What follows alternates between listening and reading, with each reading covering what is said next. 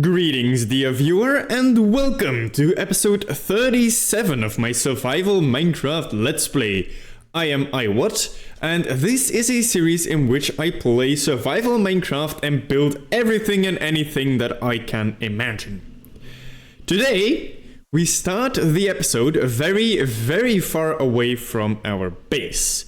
We start in an area that we have only visited in episode 11. Now let's switch the camera mode here so I can actually show you where we are. All the way back in episode 11, we came here because if you go down here, in this area we excavated I don't know the name of this structure, like one of these ruined things where you do the archaeology. And since then we left and we never really came back. And today we did come back, not because of this structure. And also not because of the stuff we left here, because we actually left quite a bit of stuff here. There's a lot of gravel here, which is kind of an interesting resource to perhaps take home. But the reason we come here is because of the surrounding terrain. There is a lot of sand here, and I want to start today by collecting sand. Now, collecting sand on its own probably doesn't sound like a very exciting thing to do in a Minecraft Let's Play, but I actually don't directly want to collect sand. I want to collect TNT, and in this game, to craft TNT, you need sand. So that is why we are here, and we should get started. So ladies and gentlemen, can we please play the intro?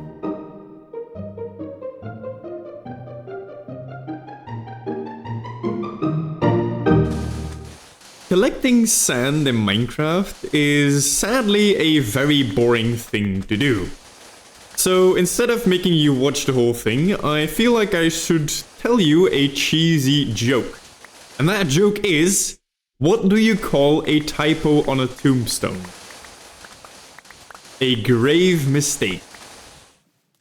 Luckily, collecting sand goes fast. Alright, ladies and gentlemen, I have come to the creeper farm because I really want you to witness this moment. So we can take some of the gunpowder that is in here, and we can go to our crafting table, and we can craft the thing that we actually came for. TNT! Oh my god. This feels amazing. I don't think I have ever held a stack of TNT in legit Survival Minecraft before. So this is actually quite a special moment for me. Oh, and we can craft so much. Oh yes, this is... can you feel the power? Now that we have access to large quantities of TNT, I think it's about time we use it. And over here, at one of the oldest parts of our base, we have this ugly wall right here. And for the longest time, I intended to build some things here, but I never really got to it because I wasn't really sure what exactly I wanted to build in this area. But one thing was clear from the start, and that was that I wanted to build a very big room over there. And that means that we have to do a lot of excavation, which is where this comes in handy. However, I have to be honest with you, and I already told you in the last segment, I think, but I haven't really had access to this amount of TNT before in survival. So it's not entirely clear to me what the best technique is to use TNT. So there are a couple of different things that we can try. And the first thing that we are going to try is just place all of the TNT together like this and ignite it. And we will see how that works. There are different techniques that we can use afterwards if this doesn't work. But let's start with this simple thing right here. And now let's run and let's see how well this does. Oh. We need torches. But actually, that's not bad. I actually think that works quite well. And we also opened up a giant cave below here. Alright, on a closer inspection with torches placed down so you can see, I I can tell you that the area excavated by that is actually quite good. I think we will continue to use this specific technique for blasting out big chambers using TNT. But it turns out that we have to be a little bit careful because we are blasting out TNT right next to our base, and we actually destroyed some redstone of the skeleton room. So I guess we have to fix it. I think the only things that we really destroyed are no blocks over here. But still, that's relevant. Like, that is quite close to where we are trying to build here. Also, the actual hole that we dug here, or blasted, is a little bit far from like the actual entrance. So I guess on the edges we will have to do it manually anyway.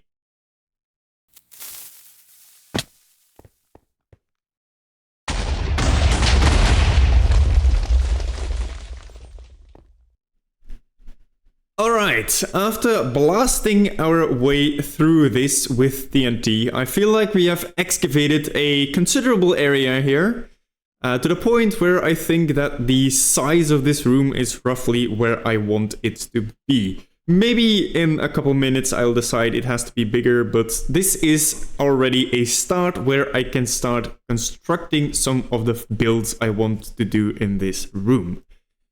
However, we still have to do some excavating, especially on the ceiling, because you can see at the door here that the ceiling is too low and it has to move up. And that's kind of annoying because digging up is like the most annoying direction to dig in this game.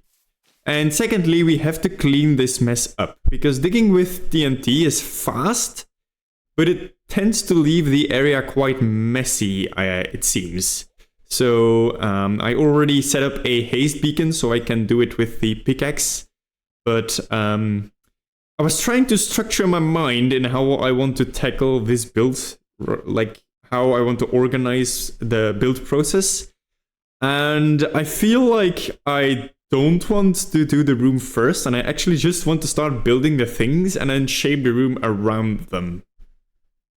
Over the time that we have been playing in this world, we have collected quite a considerable amount of copper, and this is not everything, because we still have quite a significant amount in ore. And today is a day that I would like to work with this copper and actually build something. And that is also partially the reason why we built a wax farm a little bit ago, because I knew that if I was going to do this, I wanted to wax my copper. To explain what I want to build in that big area that we have just excavated, I come to this room because I actually want to build something similar to what we have in this room, kind of. So I want to build a huge water pool in the bottom, and I also want it to feel very green and lush, similar to this room. But instead of having the walkway like at the same level of the water, like we have over here, I want it to be like raised up a couple blocks, and I want to use these copper grates so you can look below your feet. And I think it would be very nice if you can like see the water below you and stuff. However, that is easier said than done because we still have to do some figuring out, because I haven't figured out exactly how I want to do and build these things. And to start, I feel like we should focus on the doorway here, the entrance, because I am already sure that I don't want my paths to be 5 wide like we are over here. So somehow we have to make a transition to a 3 wide path over here. And that means that I think we should add some framing on the door over here. And for that, I thought about using tough bricks. Alright, I think I have concocted something that I am happy with here. So, ignoring my temporary infrastructure and storage that I use while building on this thing, I've added a very simple tough brick framing, and I have also designed how I want my copper walkway to look over here. So as you can see, it's not too complicated. I just kept it relatively simple. I use these trapdoors as a sort of railing. And I'm happy with how this looks. I feel like it is definitely you know, does this job as like being able to look at all directions when you're on it, even below your feet. And now what I think I'm going to do is I am going to add a whole lot of branching paths using these copper like path things. So we create multiple loose ends at our base, which I actually think is a good thing. And then when I have my copper paths installed, then I will start looking at the decorations below us and around us in this room. Maybe I also have to expand the room a little bit more using more TNT, but yeah, we'll see. Alright, ladies and gentlemen, I have figured out a layout with which I am satisfied. And I really like that to go to that door, you have to go back a little bit. And I think that really accentuates like the idea that I have in mind where the main features of the room should be down there somewhere. Or well, I want like a big water pool, so maybe there will not be that many like big features down there. But still, like I like the feeling that this gives. And I think next up I have to shape the room a little bit better. So maybe dig in the ceiling. And let's see how deep we want this to be before I start placing in the water. Maybe I'll place in the water immediately as well, because the water placement will affect the shape of the room, or like the feeling of the shape of the room. So that is something I have to keep in mind while doing this. Alright, ladies and gentlemen, we now have a much more refined build to look at.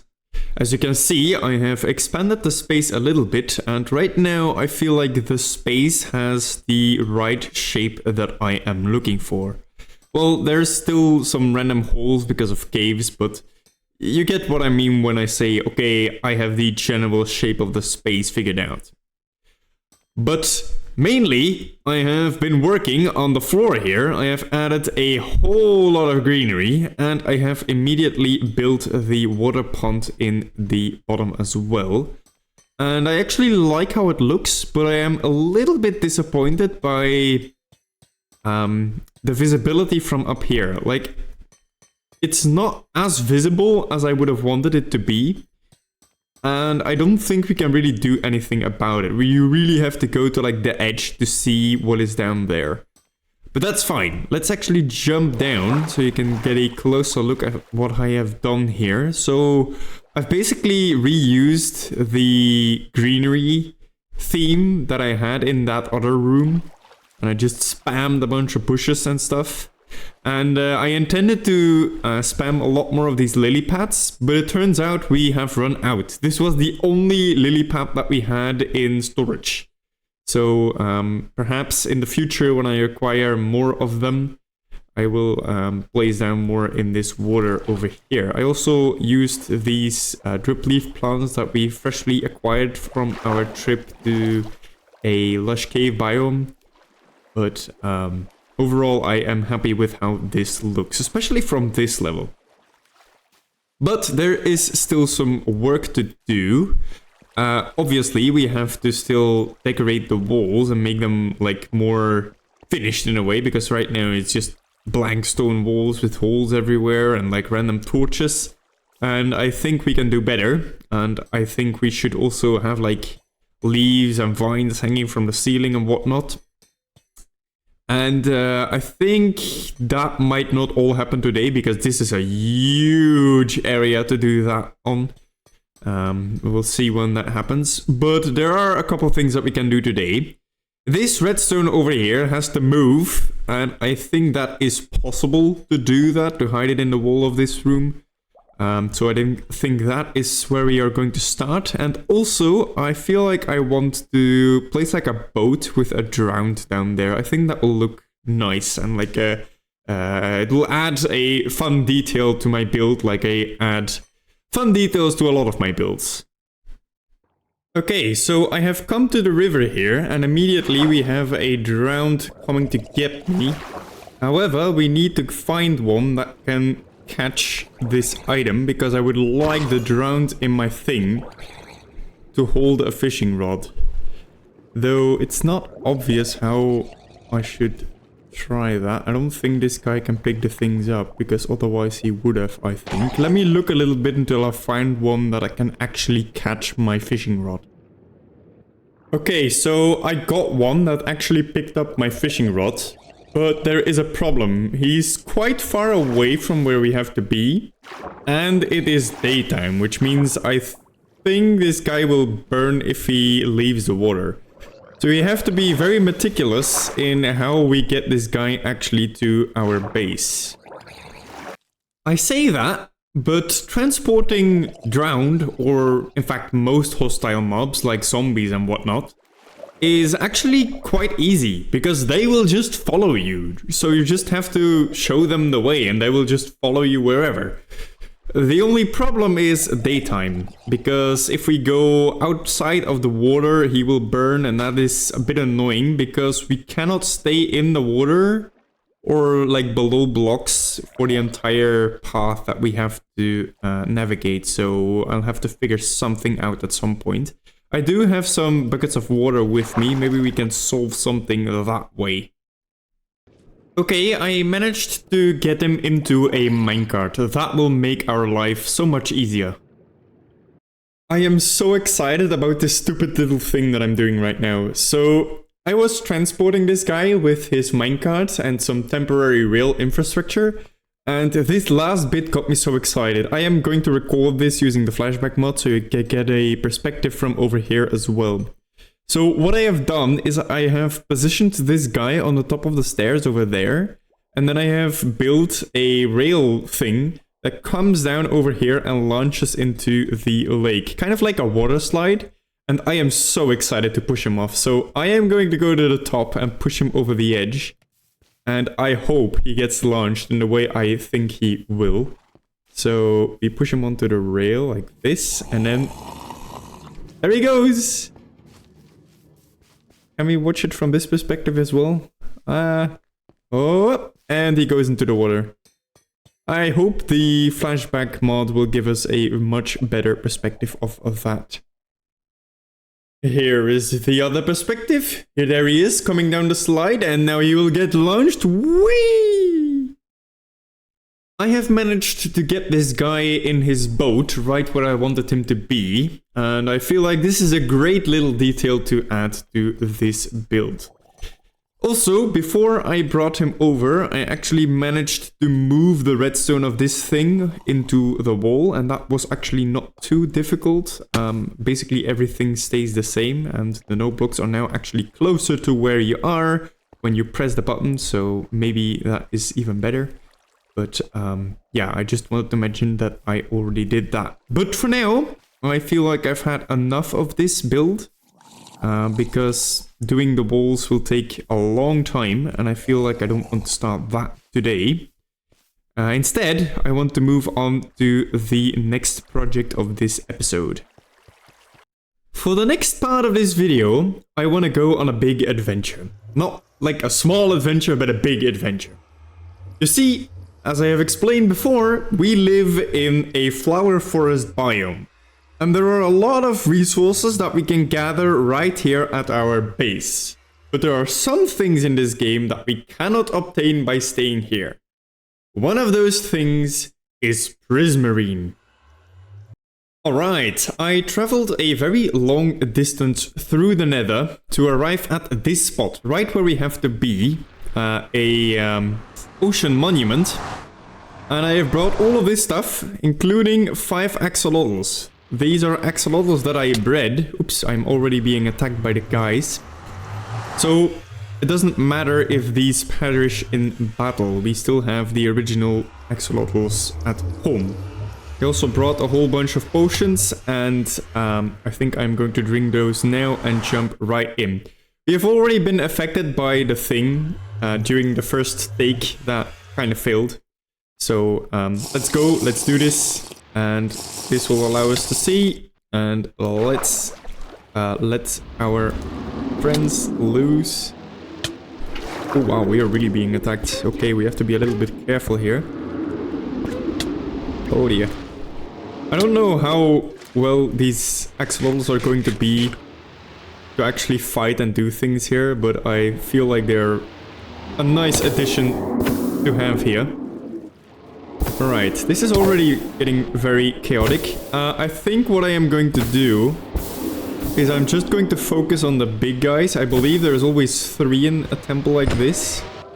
And once I have killed those 3 big guys, I think I am going to cut because then there is so many other things that we can do. Ah, there you go, there is one of them. Oh, he's in a nice room with a big pillar so I can move around it. Oh, yeah. And let's dodge so we break his beam. Right. That's an annoying spot to go to. I already lost my axolotls, I think. They're still like outside of the temple, I believe. I'm not entirely sure. Wow, we're taking quite a bit of damage here. We're in full netherite armor with protection 4 here, ladies and gentlemen. So this is quite a challenge if you are not prepared for it. Let's find the other guys. Let's go up here. I am lost. I am so lost. I'm hearing so many weird and strange noises. Ah, there we go. Hello. I believe, if I am correct, these guys can also drop an armor trim, which would be amazing if we get that. Such a strange noise, the static that they have for their beam. And the last guy should be on the top right. The only question is, how do we get there? I don't actually know. Okay, so this is the big center room. How did I come in? I have no clue where I came in or where I have to go. Oh, I found the last guy. Okay, great, here we go. Let's engage in combat. There is a lot of guys here, so we have to circle the pillars to break the beams. And he's hurting me with his taunts.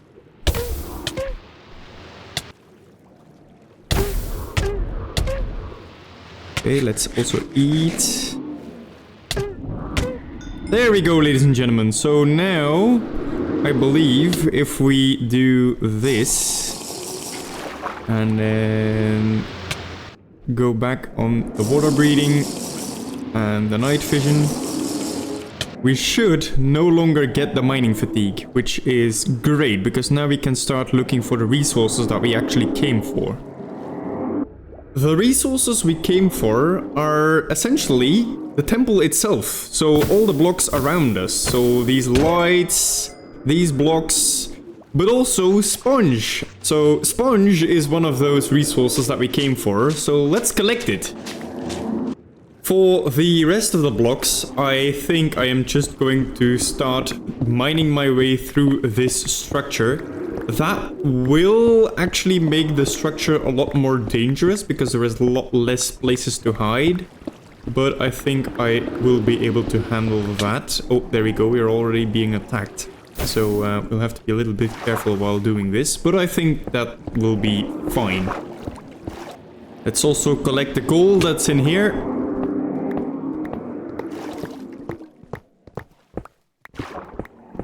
My potions have run out, and I have essentially filled my inventory with the various types of prismarine blocks. And I am satisfied with this amount of prismarine. For the foreseeable future, I don't think we are going to need much more prismarine than this. However, there will be some point in the future that we will come back and turn this into a farm, probably. But that will not be soon, because this supply probably lasts us long enough that I don't have to care for now.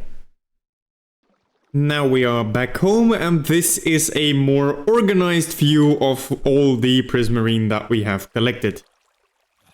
Now that we have collected some sponges, I can present to you the most obscure Minecraft fact I know of. So if you smelt a wet sponge in a furnace, and you then take out the fuel and put in a bucket right here, you can actually get a water bucket from this in this interface. And that is just something so insane to me that this is in the game. I just really thought you should know this. I've looked at how long this video is at this point, and I can tell you there is still room for a small little build on top of it. And as much as there are resources that we cannot obtain at our base, like prismarine, there are actually quite a lot of resources that we can obtain right here as well. One of those is flowers, and I want to build yet another flower farm right here. There's a stupid lava pool here! I have excavated an area here that I think will be sufficient to build this farm. They are not that complicated. Though I will not focus on the redstone in this video because we've already built a farm like this twice. Now for the actual build here, the thing that we will actually get to see, I was thinking about using birch like this on the bottom and then stripping it and then using orange terracotta above it like this for like the backdrop. So, and then adding like little decorations in front of it with like flowers and whatnot, maybe like that. Yeah, I think that will work. Alright, I think I have the room figured out here. I have essentially built the framing using the stripped birchwood and the orange terracotta as I just showed you. And I really like the warm feeling of the colors that we chose, and the orange and the green are nice and complementary. For the farm interface, I went with the design that we already used over there, and I think I'm just going to essentially copy that over here. Next up, I am going to place in some of the decorations, and I am going to add leaves in the ceiling. Alright, ladies and gentlemen, I have succeeded in decorating this tiny little room, and I am so happy with how this looks. It looks so lush and warm. Like, I just become happy by looking at this. This room looks exactly as I envisioned it to look, and there is only one thing remaining, and that is the redstone. Ladies and gentlemen, I have constructed the redstone for this simple flower farm. I have shown this before, but I will do it again. So the way these farms work is you insert bone meal over here, and then it will start. There we go, a nice note block tune to go along with it. And it will now use that bone meal to produce, in this case, orange tulips. And as you can see, they are ending up in this chest. And it will use all the bone meal until it runs out. And when it runs out, it will also signal that using a similar note block tune. Now, let's actually go in here and show you the redstone. I'm not going to explain all the details for it, because we've already built some of these before. There we go. And, right, let's now go back. This is a bit of annoying to close. There we go, I am out. And, there we go. With that, this build is finished already. This video now also has a length that I actually like for my videos, so that means that we have come to the end of the episode. I really enjoyed making this episode. We made a lot of progress today. We built this thing, we went to the ocean monument to collect some prismarine, and we also built these copper bridges down at the bottom of these stairs over there. And I really enjoyed making this episode. I hope you enjoyed watching it, especially if you watched all the way till the end. But, ladies and gentlemen, when the end of an episode is here, there is also something else, and that is the fact of the video. And the fact of today's episode is that lemons float in water, but limes sink. Ladies and gentlemen, thank you for watching. I hope I can see you in the next episode. And as always, keep wondering.